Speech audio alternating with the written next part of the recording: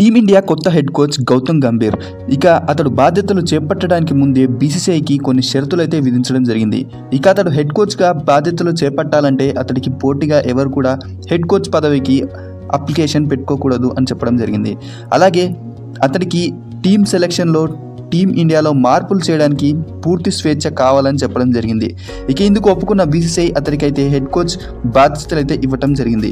ఇక హెడ్ కోచ్గా బాధ్యతలు తీసుకున్న వెంటనే గౌతమ్ గంభీర్ తన మార్క్ ఏంటో చూపిస్తున్నాడు.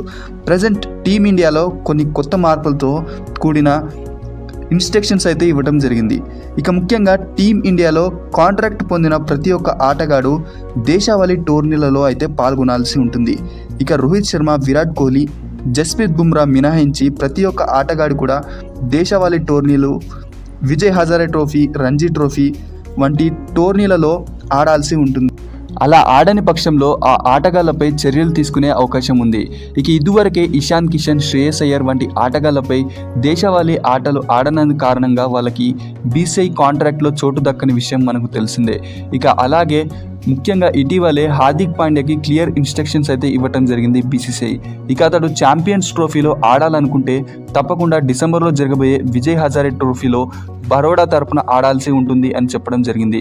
ఇక గౌతమ్ గంభీర్ చేస్తున్నటువంటి ఈ మార్పులు మీకు ఎలా అనిపించాయో కమెంట్స్లో తెలపండి.